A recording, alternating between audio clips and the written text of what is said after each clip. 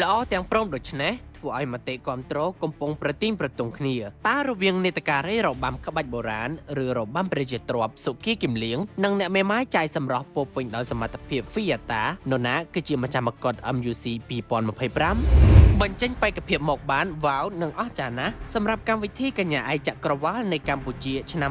2025នេះព្រោះគ្រាន់តែវងភ័ក្រដ៏ផូរផង់របស់បេក្ខនារីនីមួយៗត្រូវបានបញ្ចេញព្រមគ្នាធ្វើឲ្យមតិគ្រប់គ្រងចាប់ផ្ដើមប្រទៀងប្រទង់គ្នាព្រោះក្នុងនោះអ្នកដែលមានទំនោរស្រឡាញ់សិល្បៈវប្បធម៌ក្រោកឡើងសាទរហើយចង់ឃើញកញ្ញាសុគីគឹមលៀងនេតការីរបាំព្រះរាជាទ្រព្យបានពាក់មកុដ MUC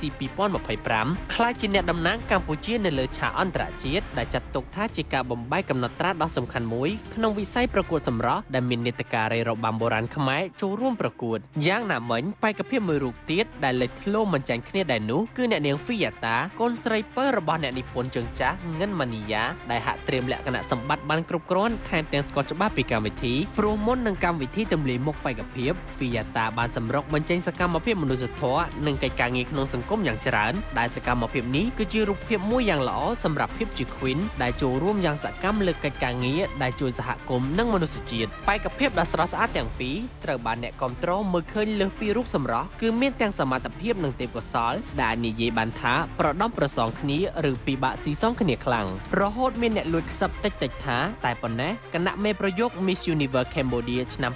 2025ធ្វើការងារធ្ងន់ហើយព្រោះបេក្ខភាពខ្លាំងៗមកប៉ះគ្នាលើឆាកបែបនេះច្បាស់ជារើសមួយស្ដាយមួយជាក់ជាមិនខានចុះសម្រាប់ fan វិញតើពេញចិត្តបេក្ខភាពរូបណាខ្លះដែរក្រៅពីបេក្ខភាពដ៏លេចធ្លោទាំងពីររូបនេះ